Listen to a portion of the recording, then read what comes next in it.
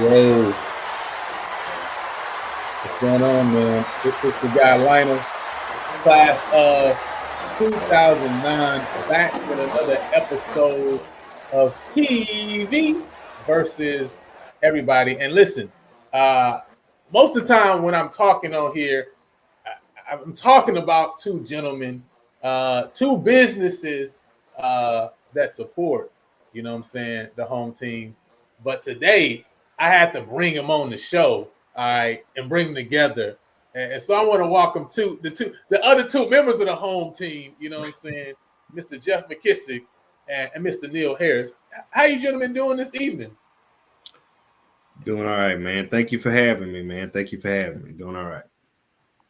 Oh, Lionel, we appreciate it, man. Excited, man. Hey, listen, you know, it's so wonderful, right, to know, you know, the one thing I love of just being a PV alum is just knowing just how many people have gone out to the community and really impacted the world, right? It's one thing that even when I have conversations with a lot of the student athletes that come on, you know, and talk to them about, you know, life after football and things that are sports, right, and things they want to do. It's really interesting hearing what they say and just thinking the fact, man, that's what really it's all about, right? It's the impact that you have through your God-given gifts and skills and abilities to really impact the community, man. And so I'm excited, man, to have two gentlemen on that impact the community in a very special way in my belief, right? And I know we're going to get into it here in a second. And this is a live Q&A. So if anybody has any specific real estate related questions, man, I see Isaiah in the building. you guys can go ahead and share them. We did have a few that was submitted through Instagram that we're going to be bringing up and asking us here tonight. But again, if you have any questions while we're here, you can just drop those in the comments, man, and we'll get those up to get those answered. But I just want to start off first and foremost and ask you, gentlemen, what is your relationship and view of just real estate as a whole, especially as it pertains to the Black community, right? You know what I mean? I know a lot of time, we talk about, Black home ownership. We talk about, us being a part of, the building up of our communities that sometimes, are being gentrified, and we're not able to take advantage of that. What is your just thought process in general on, real estate and just Black America as a whole? Well, I'll go first. I just think we need to. It's a powerful thing to have. Land is one of the things that can't recreate in this world. It's all we got is what we got.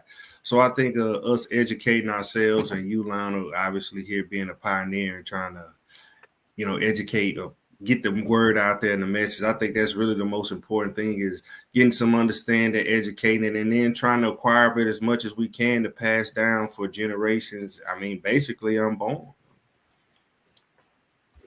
Yeah. Once again, thanks, Lionel, for having us. My standpoint is you got to have somewhere to live, right?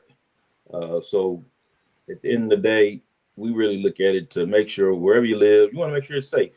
Go to sleep, the roof's not going to fall down for you. Yeah. you flush the toilet, it goes down. And I've seen a lot of properties.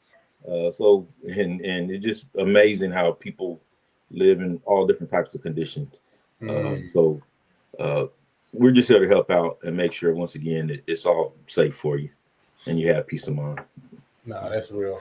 And I want to go ahead and just have each and every one of us introduce ourselves, because I know some people may have that's watching this even live on the replay. They may be new to the channel, right? You know what I'm saying? Maybe they haven't seen, the big green screen, or big, right? You know what I mean? And so first and foremost, I just want everybody to know, right? My name is Lionel Mosby Jr. Not only am I the host of PV vs. Everybody podcast, but I am the owner of Mini Mansion 777, right? Where we are preparing a place for you, right? And we believe that just as God has a specific place, a mansion that he's created for you in heaven, man, he got a special place that he wants you to be on this earth as well, man. And so that's what I believe my job is, right? Is just to co-partner with you and with God as we navigate to get your family to the exact location that you're going to be able to grow and build some wonderful memories at. And so, Geoff, man, go ahead and just introduce yourself and what do you do, man? I'm Geoff McKissic, and I'm a loan officer with Fairway Independent Mortgage Company. And in essence, man, I give people the money that they need to buy homes. And I'm here to educate you and walk you through the process. There are a lot of different creative ways with all different kind of situations that you deal with and run into that are you wouldn't even imagine. And my job is to help you navigate that and see it and get to where you want to be, in that home or in the condo, whatever it is you want to go. It's my job to help you get there. And I'm going to help you walk through the process and make it seamless, make it easy. That's what's up. Neal. So my name is Neal Harris, proud PV alum. I'm the owner of Big Blueprint Improvement Group. So Big is a construction company where we provide construction services, specifically home inspection services, home improvements, swimming pools, anything home related. We're here to help out. I have a background in engineering. I built homes throughout the city of Houston. And we also, as I mentioned, I'm a licensed home inspector in the state of Texas. So I've seen a house in all different phases. And we just want to be able to bring that knowledge and information to typically buying a house is the most important or the biggest financial commitment in people's lives. So we just want to make sure, as Geoff mentioned and as you mentioned as well, that when you're buying it, you have all the information that you need to make the best decision. That's what's up. So I want to go ahead and bring up the first question that came into our Instagram. It asked the question basically like, how does home ownership provide long-term options? So I'm guessing that this individual is asking. I think the thought process was, I guess, home ownership versus, rentals versus renting.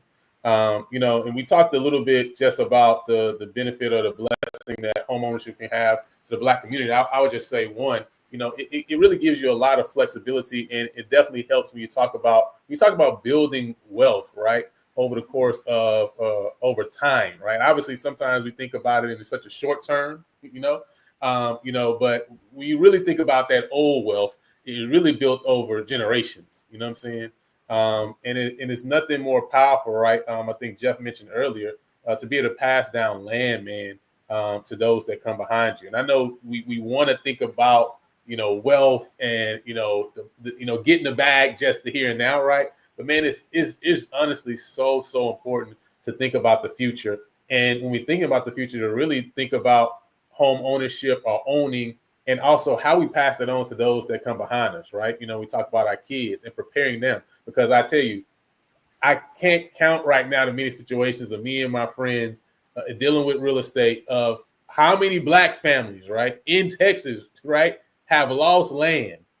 They literally have lost land, have land pulled right under them just because they're unaware, right, or just because they don't take advantage of what their family has built up over years and over time, and have lost it to people who literally come and buy the land for $5,000, $6,000, $10,000, right? I mean, we're talking about acres, right? And so I think one, we have to recognize the value of home ownership, right? You know what I'm saying?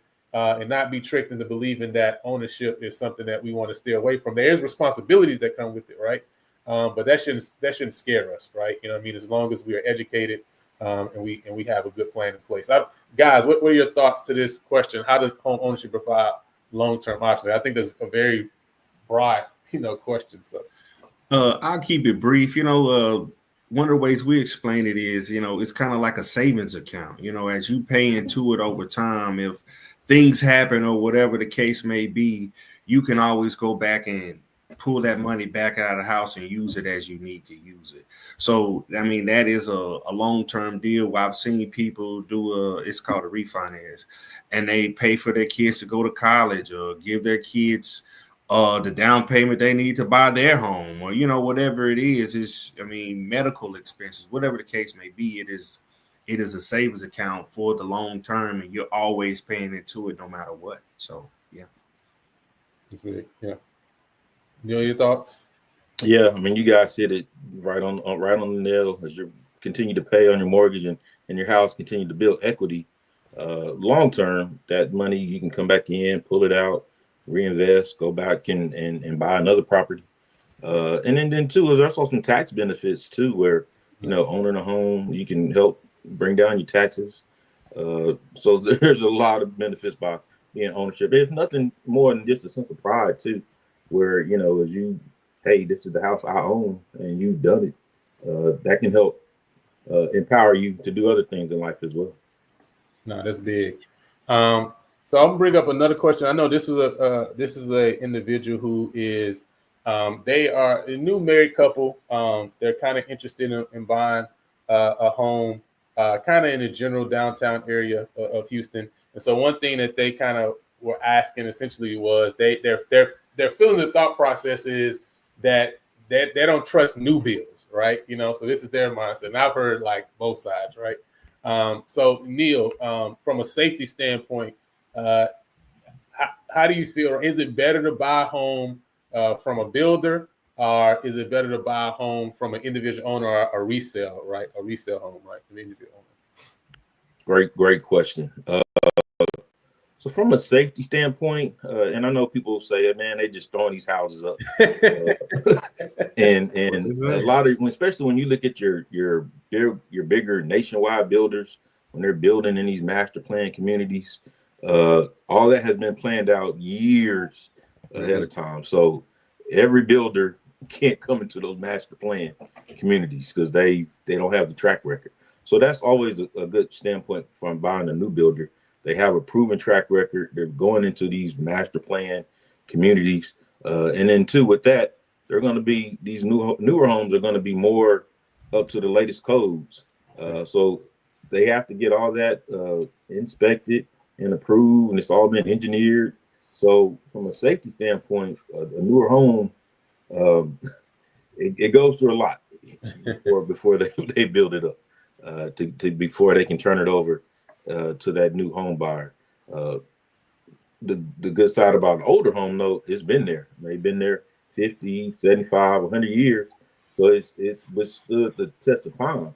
And then that could be too where you have somebody, and if people really taking care of their homes, it's been there, so it can last too. So there's advantages from both standpoints. Mm-hmm. You as the agent also can. I know you chime in where, hey, you just don't look at the structural part. There's other stuff too. Is it close to amenities that you want? Are you in the right school district that you want? So there's a lot going into buying that home. So there can be pluses and minuses. My home is almost 50 years old. Just to say, I don't have a new home. Yeah, no, that's I think that's big. I'll say too. I think homes are kind of like people, right? They all are individuals. You know what I'm saying? So the truth, I mean, it's the reality, right? I mean, I've had individuals that I've known that unfortunately have had a situation with new builds, right? You know what I mean? I've obviously had individuals that have had issues with a home that was already constructed, right? A resale home, right? So I think we have to kind of look at it from a standpoint of looking at this individual home. And this is why individuals like Neal and Think Big is so important, because they will go in and really assess how structurally sound this home is, right? You know what I'm saying? How ready it is for you and your family to be able to live in it for years to come. You know what I mean? And so I don't think we can just look at necessarily the year of the home, whether it's new build or whether it's old, right? We really got to look at each home as an individual, right? Like people. I also say too, you know what I mean? We also gotta think about our pocketbooks, right? You know what I mean? So whether you're talking about a new build or whether you're talking about a resale home, there's benefits, there's pros and cons with both when you talk about it hitting your pocketbook too, right? The tax rate in some of these new build communities can kind of catch you off guard sometimes, right? Whereas, settling in areas that have been established, right, can really, really benefit you from a tax standpoint, right? Whereas buying a new build, man, these builders have a lot of incentives that they can give you to help you to be able to get into that home, right, in a financially feasible way. So, I think, like Neal is saying, I think there's a lot of things to consider. It's not just kind of one cookie cutter, one size fit all, I would say. So let's see. Another question. Obviously, this is one I'm pretty sure, Geoff, that you get all the time. So they're asking, what credit score do I need to qualify for an FHA loan? And then they're already saying that they can't qualify. So are there any exceptions? You know what I'm saying? If you're watching this, all right, listen, I'm just, that's what it sounds like. All right. It sounds like you already knocking yourself out. Okay. All right. I'm just saying. So yeah. I would like to actually address that. It's funny you say that. I think that's a big problem that I run into, is that people knock themselves out without actually applying or figuring out what's really going on, and they think that they have an idea. And I know if I do this and this, I'll fix all of this. It's like, well, no. Let's have a conversation and kind of walk ourselves through this and develop a plan to really get there. That's a big thing. But back to the qualifying credit score for FHA, 620 if you look on the internet, but really you can go down to 580. Like I say, we can get creative and we can do a lot of different things. So formally, I guess you could say 620, but you can go down to 580, and from there maybe even get an exception and maybe go down to 575 if you have the debt to income ratio looks good. We'll get into that later. If you have a lot of reserves or assets, there are things that you can maneuver around and make exceptions for. But for just general terms of the question, I'm going to tell you it's a 580. Gotcha. Okay. So 580. That's hopefully that sounds pretty good. I hope that sounds good, because that means they might be closer. You know what I'm saying? And then I can send them to you, so we can go have a conversation. You know what I'm saying? Hey, listen, I'm just saying. You know what I mean? You got to know. All right. So this is another question that was similar to kind of the first question from the same individual, right? How important is it to use a third-party inspector when buying new construction? And then I also asked, are there any builders to be wary of? So I guess I'll jump right in. Yeah, that's not mine. Yeah, it's not mine. It is very important to have a home inspection. We're trained. We can help look at the house, just unbiased. Take the emotion out of it, and we're here to take the property how it is. But I think one thing that does happen is sometimes home inspection, especially on a new construction, has a negative connotation. That may not be the case. The house could be awesome, and we just could be here just to reaffirm it. Hey, the builders are doing what they're supposed to do. Everything's working like it's supposed to do as well. So definitely do not skip the home inspection process. We're here to give you the information that you need.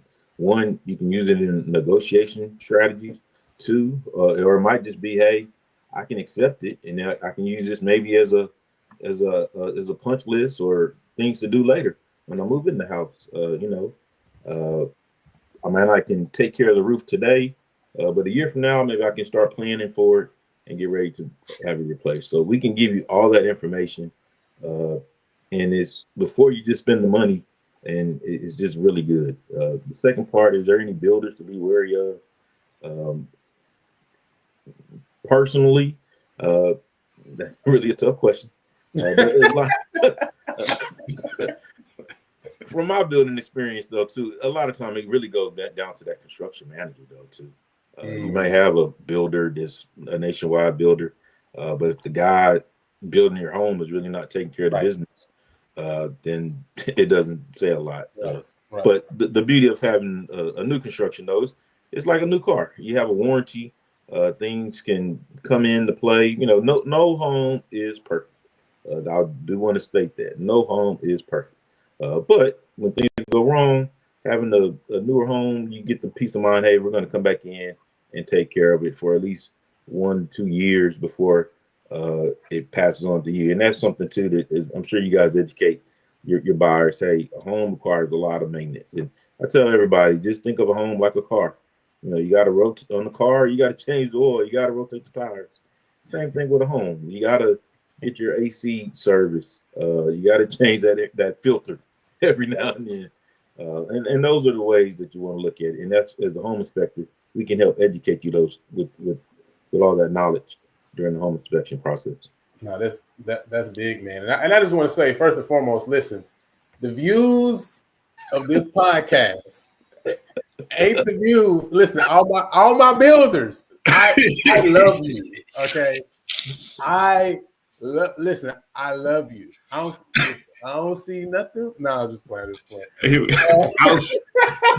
I'm gonna say this. I'm gonna say before we move on, inspections are important. When you do government-backed loans, FHA, VA, stuff like that, it's mandatory to do. So the government feels like before we back your loan, we want to make sure that we are comfortable with what's going on here. And you have situations where they say, "Hey, until they fix this, you're not approved, or we're not gonna you can't get approved for the loan, right?" So that's just the way it goes. So that's how important inspections are.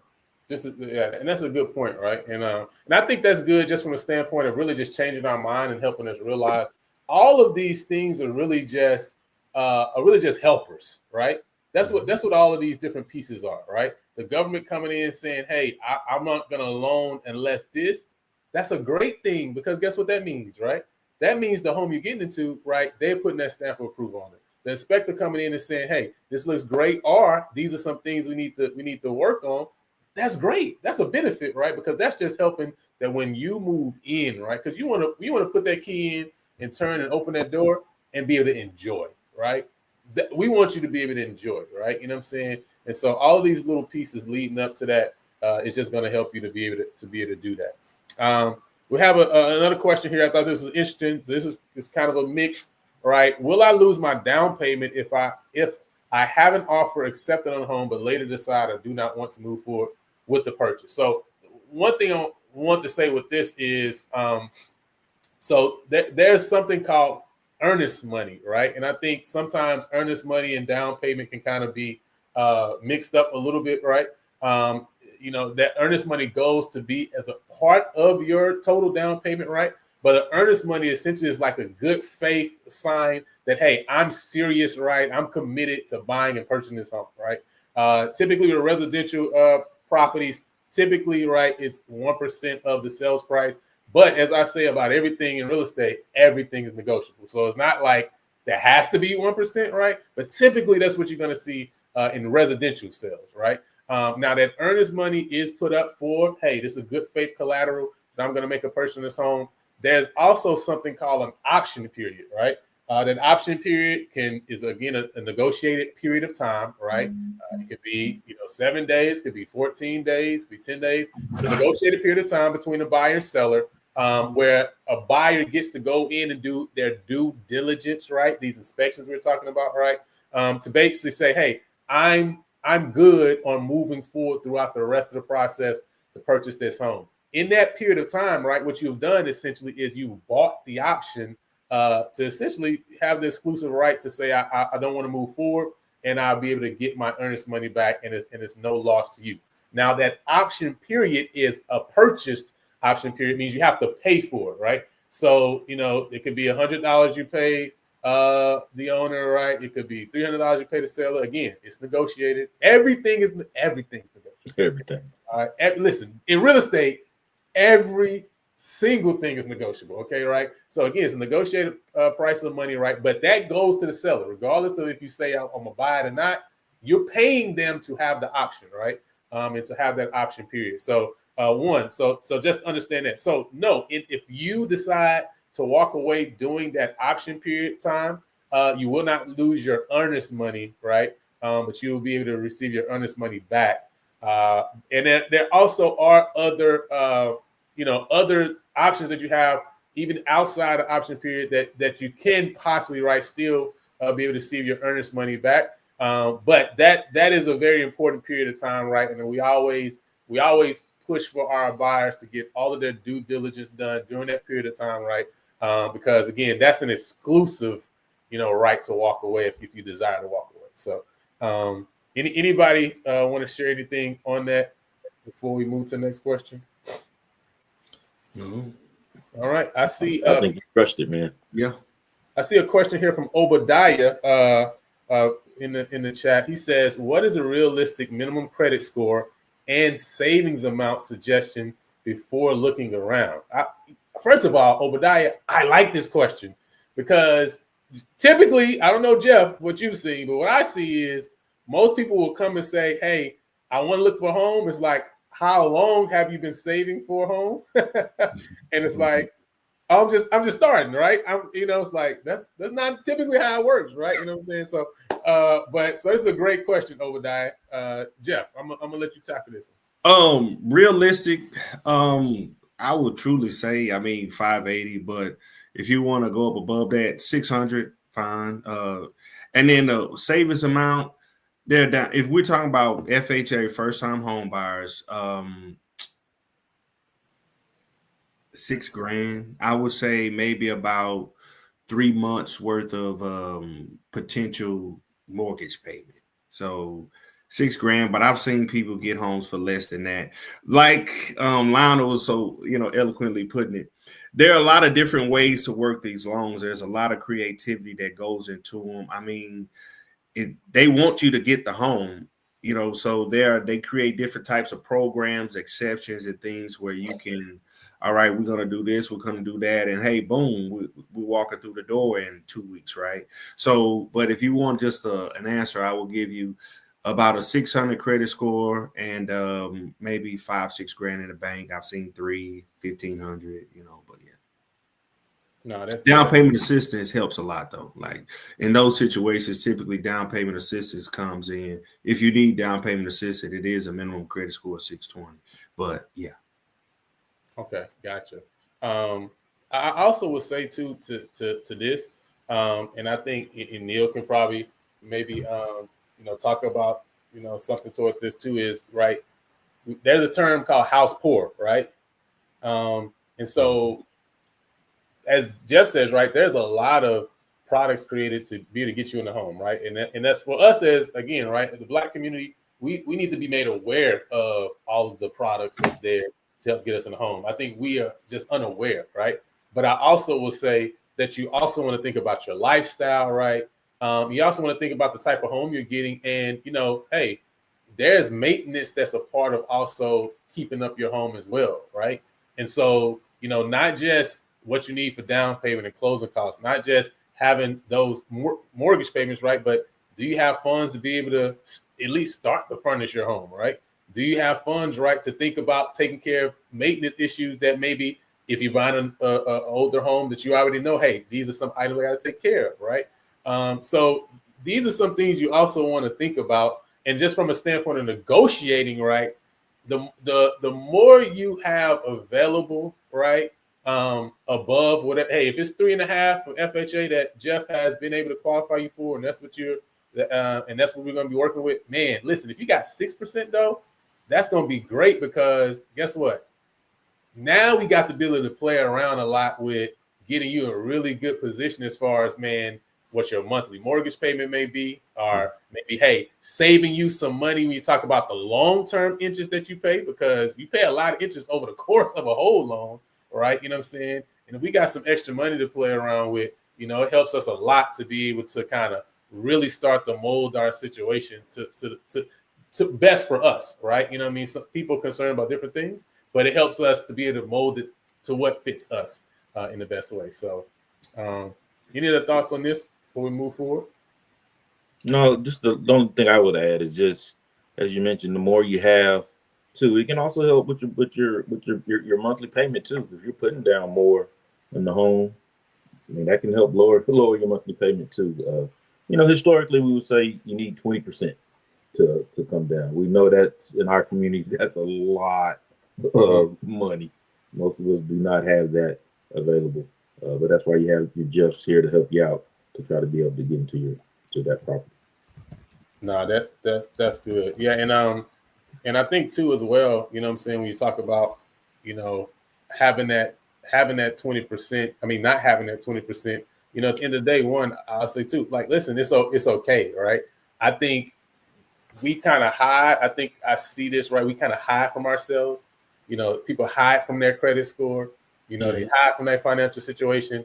Don't hide, right? Like, come, let's have these conversations early.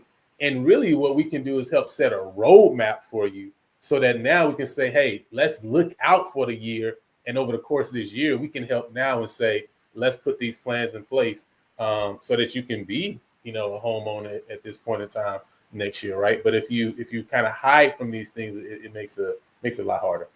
We have another question in the chat. Are there any down payment assistance programs available? Are down payment assistance programs available on resales or only new builds? So I guess I would take this one. So the down payment assistance is for the buyer. It's not affected by the seller. So if the buyer needs this, then it's no problem. But it doesn't matter whether they're buying a resale or a builder. It does have to pass inspection, remember. You know what I'm saying? So get Neal out. But either way, it doesn't matter which way you go with that. Okay, gotcha. Yeah, and I'll say too, right? There are down payment assistance programs that are based on a lot of different things, right? You know what I mean? There are some assistance programs that are county specific or city specific, right?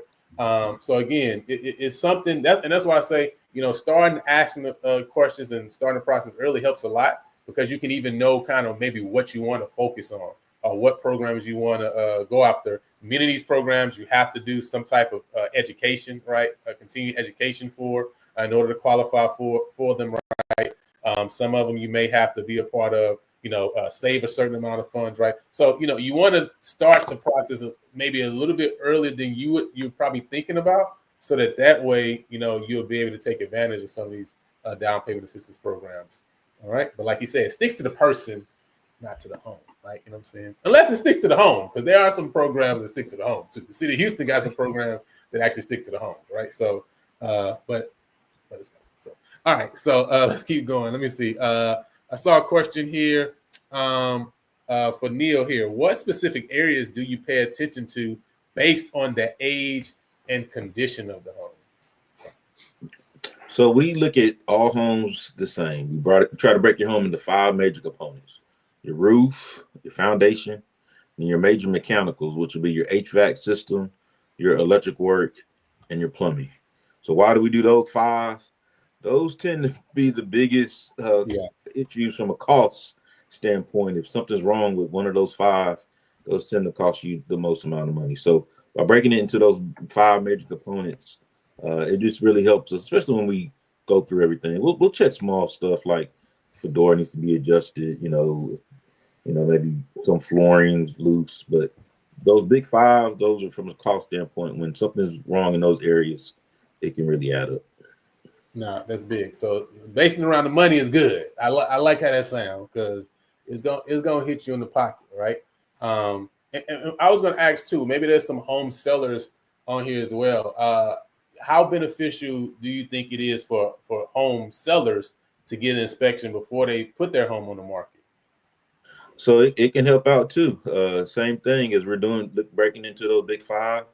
Maybe we look at a roof and, hey, maybe your roof just needs to be resealed, or maybe your air conditioning system just needs to be cleaned. If you catch it on the front end, that roof repair might only be $500, but we catch it on the back end inspection. Hey, that buyer, they're going to want a new roof. Yeah. Same thing with air conditioning. Something's wrong with that, they're going to want a brand new AC. Where you just could have had a preventive maintenance come in there, clean it, make it ready to go. That costs you maybe $300, but a new HVAC system, and we're talking almost $10,000 easily. So it is very beneficial to get it both sides. We can do a pre-listing inspection. I think the only thing is if you get it on the front end, you do have to disclose, hey, the home was pre-listed. We got an inspection prior, but you can use that as a selling point too. That hey, that house has been inspected by Big. Yeah. So we can put that on the market and know, hey, Big has came here and we inspected it up front. Yep, I'm gonna upload that mug and they'll be like, all right, hey, listen, we got the inspection report already, bro. Let me tell you, because listen, there's nothing better as a buyer agent than seeing colors on the inspection report, boy. I tell you, I can't wait to see red on the inspection report. You know what I mean? Y'all know, and I ain't talking about the red ladders. We ain't talking about Jesus right now. We ain't talking about them red ladders. All right, listen, we talking about the red ladders that's gonna get us some price off. That's gonna get us some extra thrown in. I can't wait. I can't wait as a buyer's agent, right? Now as a seller's agent, listen, I need this to be black all the way through. Okay, let's get this together. Okay, so with that being said, Obadiah said, appreciate y'all, great information. I saw another question in here. Somebody also asked, what is the average sales price in Houston? I know right now we have a lot of individuals that are moving in to the city from outside the state, right? And right now, January 2025, I went and looked and I saw the question, 406 right now is the average sale price, January 2025, based on HAR's statistics. And I believe we're up about 1.3% this year from last year as far as the amount of home sales. So again, 406,000 is the average sale price in Houston, right? But again, Houston is very huge, right? So if you start saying, you break Houston down, stop thinking greater Houston and say, well, Katy or Cypress or, Sienna Plantation, you're going to get a lot of different numbers, right? You know what I'm saying? But this is kind of thinking on just the general and big scale. I'm shocked. I did not know it was that high. I'm shocked. Oh yeah, man. It's moved slightly up. So all right. It says, okay, what time during the process of buying a home should I get inspections done? Typically, what we always say is, right, we want to get them done during that due diligence period, is what we call it, the option period. Because again, right, when we're talking about the funds, the earnest money, they got me saying down payment, the earnest money, right? This again protects you, right, and gives you the ability to have the most options on what you want to do, right? All the way including to being able to say, okay, I want to terminate the contract, right, and walk away from the home. Did you have any? That's pretty straightforward, Neil. I don't know. Well, unless you're buying a new construction. There we go. Okay, go ahead. If you're buying a new construction, we can inspect the home throughout the entire process, and we call it phase inspections. So we can inspect it right before you get ready to pour the concrete. We can inspect it right before they add the drywall and the frame of the home is done. Then obviously we'll inspect it once the home is finished. But then we can also inspect it a year later to give you more chance to, hey, here's one little more list that we can get the builder to get to the builder to come back out and repair everything. And then from there, we can transition and do a maintenance inspection where now we're just really inspecting those 5 major systems: your roof, your foundation, your mechanical systems, and helping you plan that going forward. And now you're looking at your home from a maintenance side. So there's multiple inspections we can do throughout the process. Listen, this is why you need big, okay? Boy, I already got everything in order in line. Listen, because that 1 year inspection is important after you buy that new build, man. Because guess what? A lot of the warranties, they gone. They go away after that first year, right? So see, this is why I shouldn't answer the question in the first place. Okay? That's all good. You set it up for me, man. Hey, listen, it was a lob. It was a lob. All right? Luka to LeBron, I guess. You know? That's it. All right. How do I determine how much I can afford? This is definitely, I'm gonna stay on the side for this. Yeah. So basically, I'm gonna break this down to how do you decide. I would tell you how I guess we decide. We break it down as far as debt to income ratio, and it's literally that your debt versus your income. So when you apply, and this is why I say apply, so we can really get down into the nuts and bolts of things. There's a front end number and a back end number of your debt to income ratio. So your front end is all your revolving debt, student loans, car payment, credit cards, stuff like that. They don't count, child care, things like that, your gym membership. Those are things you can switch up and down and change, go out of. Not even your light bill. Those things don't count. So let's say that's $1,000, and then you're applying for a home that is $3,000 a month, and you make $10,000. Your front number is $1,000 in debt, so that'll be 10%, obviously. And your back number is your front number plus your $3,000 mortgage, which is $4,000. So your back number would be 40. So you'd have a debt to income ratio of 10/40.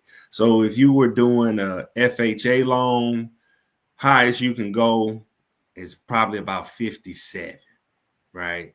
So, and then conventionals probably like 47, 48 right there.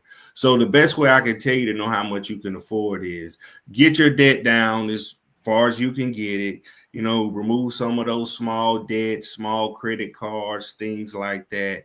Get rid of those things and get your credit card payment reduced as far as you can get it. Your student loan, that's a big way to work around things.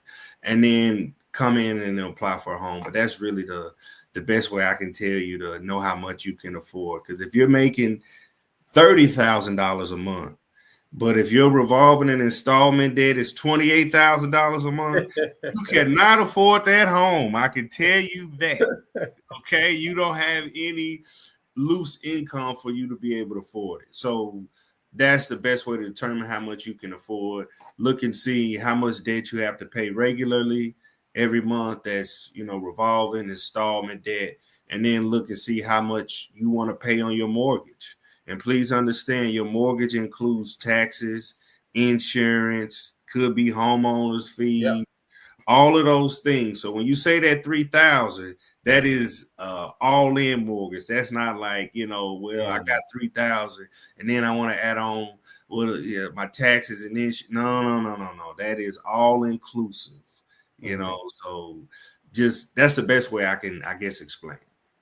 That's good. Yeah. And what I add to that, right? I call it PITI, right? I call it pity. It's a pity we got to pay it, right? You know what I'm saying? Principal, interest, taxes, and insurance, right? You know what I'm saying? And that T is big. Listen, that's a capital T in Texas. Yeah, in Houston, it's a capital T. Neil, it's a capital T, right? Ain't no lowercase T in Houston. Listen, that's a capital T. All right. I just had a couple earlier. They asked one of the other questions. They was asking about, looking at a house 485, right? So, okay, how much do you think it'll be? I'm like, first of all, how much the taxes? That's the real question. You know what I'm saying? Because we can get the principal insurance, right? But the tax rate is going to affect everything, right? You know what I'm saying? I think that home tax was $10,300, right? Again, before homestead exemption or anything.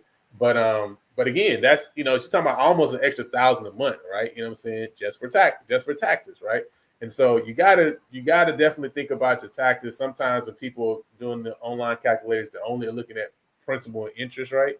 And they're not considering the insurance that they need to carry and the taxes, right? And if you're under 20%, right, Geoff, there also is going to be the mortgage company is going to charge us, right, to insure themselves, right? You know what I'm saying? I know it sounds crazy, y'all. I know.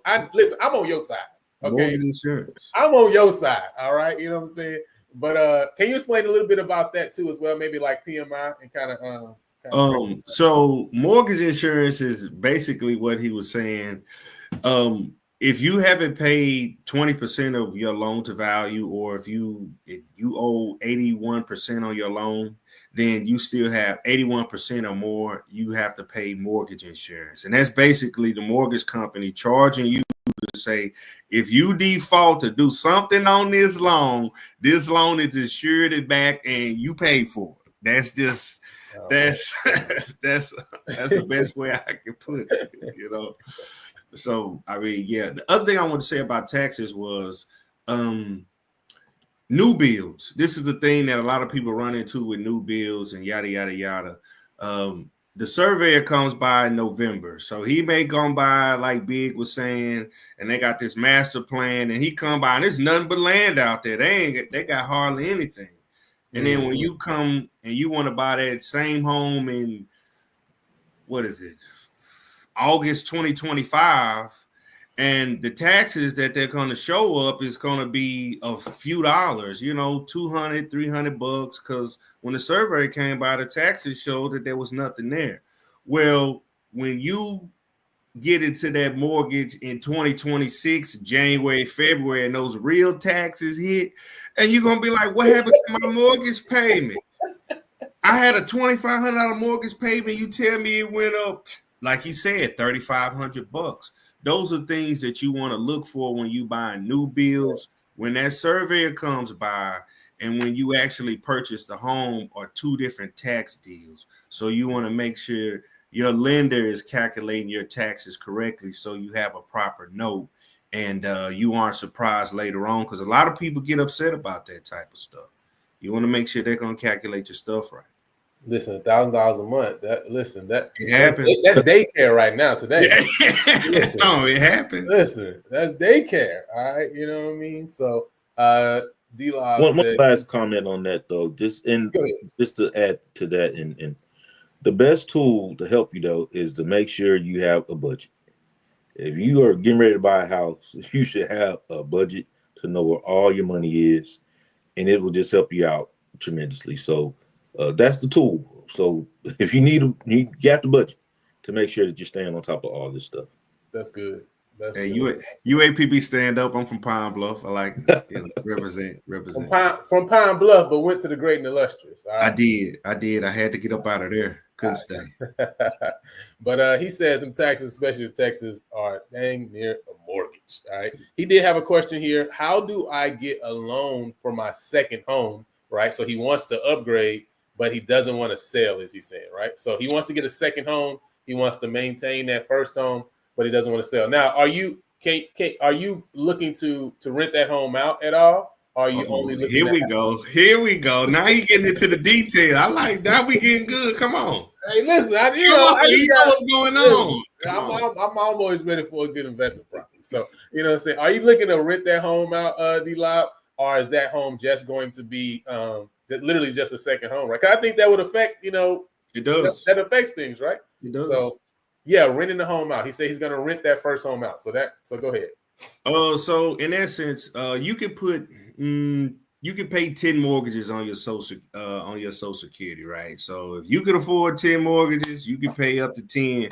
So it doesn't affect you at all. And if you're going to rent that first home out, typically, if you live in the state of Texas, they will count 75% of whatever the rent is to cover your mortgage.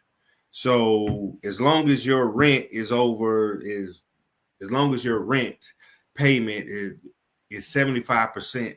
I guess I'm explaining this horribly.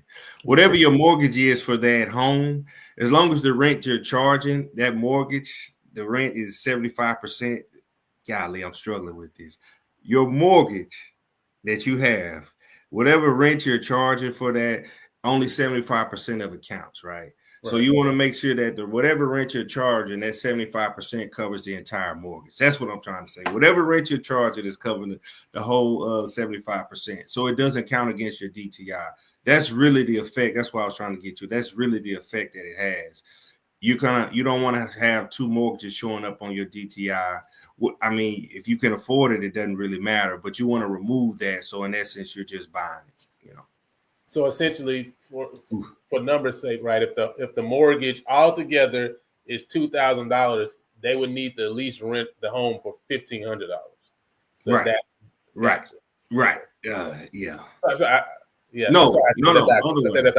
Other way. If it's $1,500, they need to rent it for $2,000. Right. So that way, your entire mortgage is removed off of your debt to income ratio. That's not now going to count towards your debt to income for the second home. Right. So it gives you more buying power, in other words. Cool. Right. Cool. If you want to go that high, right. Good question. That was a really good question. All right. Let's see. And I know we're coming to a close. Again, right, we got the home team here, man. Of course, we're going to try to, at different points in time, pop our heads in here, man, and be able to just answer some questions for everyone. Again, we really think and believe that, Black home ownership is needed. It's important, right? And so, we want to be able to help. And, most of the question that you guys have is going to apply, all around, right? You know what I'm saying? So, we got D-Live. I don't know if he's in Arkansas or not, right? But the reality is, right, a lot of the answers to these questions are going to be able to benefit you no matter where you live, no matter what state you're in, right? So we want to be able to help and assist all of us, man, to be able to help to get to that generational wealth that we really deserve, man. So I had a question here that I want to bring up too as well about specialists. It says, what inspections do licensed home inspectors conduct versus you have to get a specialist for? So think of an inspector like your general doctor of the house, where he's going to come in, he'll look at the big five, he'll say, hey, we got an issue with your roof. You have an issue with your air conditioning or something's wrong with the electrical work. So then from there, that's when you can get the specialist. You can get that licensed electrician out to kind of come in and actually take it a step further. So we'll get the ball rolling. But then that's when you want to have that licensed specialist, be it an electrician or a plumber, come in, because they might discover more things and see and can say, hey, it's just not your toilet leaking, but it's leaking because the sewer line backed up. So they can just take it a step further. But we come in at that first step before you want to get that specialist to come out. That's good. I see D-Lob says, Geoff, don't worry, you're still a golden lion in your heart. Man, I grew up going my whole life. I traveled. I followed them everywhere. Not anymore. I will say this, though. My freshman year, I had the UAPB shirt, and I used to wear it on campus every night. When I was out, it was time I needed to wash. Hey, I threw on that shirt. I still kept one with me. I ain't gonna lie. When you needed to wash, if I needed to wash, and the professor stopped me and was like, "Man, you can't be wearing that around here." And I was like, "You right."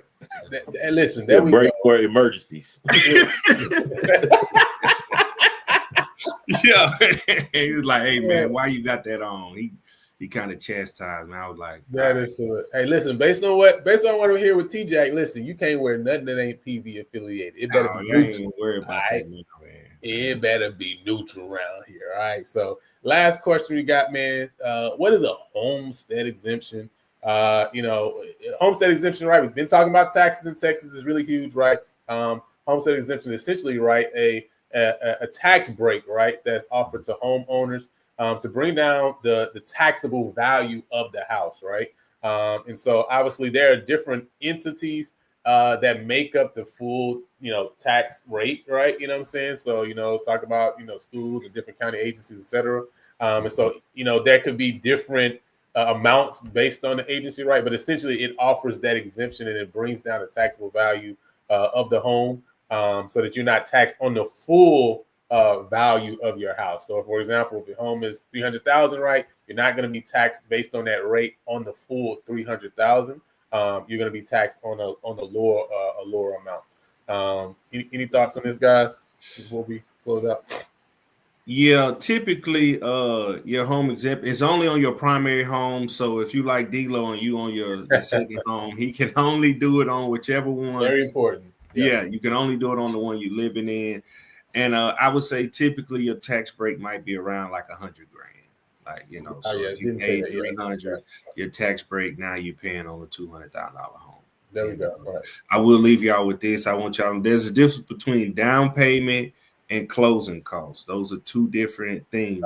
Come on, preach, because that's always one right there. Yeah, so when they say closing costs, a lot of times your down payment, you assume it can be encompassed in there. Sometimes it is, sometimes it's not.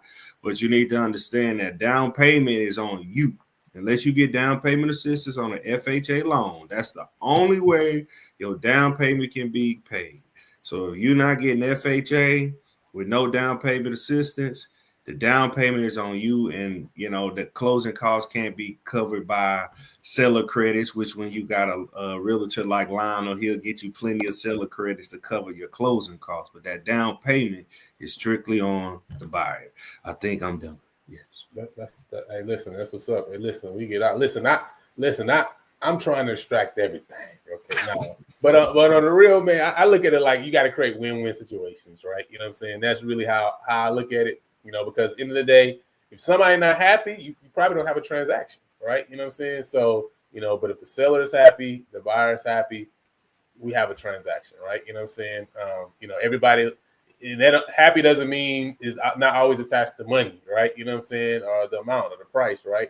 You know what I mean? Happy could be a lot of different things. And so if we can create win-win situations, right, we can definitely benefit you in different ways, right? So again, man, first of all, thanks to the home team, right, for jumping on. You know what I'm saying? Mr. Neal Harris, Mr. Geoff McKissic. Can you tell everyone how can they find you? How can they get in contact with you? You can go, man. Go. Not a problem. There it is right there. There's a QR code. You can scan it. It'll take you right to being able to book an inspection. There is my number right there, 713-259-0673. It's right here. You call it, this phone will ring. I always have it with me. Or you can always go to our website and it'll get you going right there too. So multiple ways to follow us. We're just here to help you out in any way. As Lionel mentioned, the average price of a home in Houston is $406,000. The average home inspection cost is $500. So that is less than a penny of what you're about to spend. So the number just makes sense to get a home inspection before you want to go out and buy this big purchase. Thanks, Lon, for having us. We truly appreciate it, man. No problem. No, we appreciate you. And Mr. Geoff. Yeah, man, that's my number. That's my email. I'm also on Instagram. I think I'm at Geoff McKissic or something like Jeffrey. that. I don't. Jeffrey, actually. So. I'm at Jeffrey McKissic on Instagram. And what I'll say is we do soft pulls on your credit, so we won't affect your credit if you want to start and have a conversation today. We also have a free program that we offer called Credit Expert. And Credit Expert will look at it and say if you got some issues or something, and we'll say this is how you can raise your credit score this far in 30 days, 90 days, 6 months to get you where you need to be, want to be in a situation that's, comfortable for you to buy your home. And in the words of my guy, Neil, this phone here will ring. I will be notified right here. So if you reach out to me, and I'd love to speak with you and talk to you. Thank you for having me, Lon. Oh, no, man. I appreciate both of you guys for jumping on. D-Lob said, hey, listen, he McKissic, he definitely from the bluff. Yeah, what you know about me, bro? Yeah, McKissic, he definitely from the bluff. And obviously, man, you guys can get in contact with me. Y'all can get in contact with me here already. You know what I'm saying? But obviously, if you need me directly, that 318-267-831-10 is right here as well. You know what I'm saying? So you guys can contact me. And again, like we say, start the conversation early because that will help you to be able to create that roadmap and to navigate things, right? Just as Geoff just said, right? There's, lenders offer programs where they help you build your credit. You don't even for free, They want your credit to be good, all right? Because they can't do not a thing with you if your credit not good. Because soon as they send them files down, they're gonna get them files right back in their office, right? They need your credit to be good, right? You know what I mean? So take advantage of that, man, and help to build your credit. But man, we appreciate all you guys for jumping on. Everybody that's watching the replay, man, can you put it in the chat where you're watching us from? And until next time, man, we're going to holler at y'all. And remember, hey, listen, when we come off that hill, it's going to be problems. All right? Cool. Holler at y'all.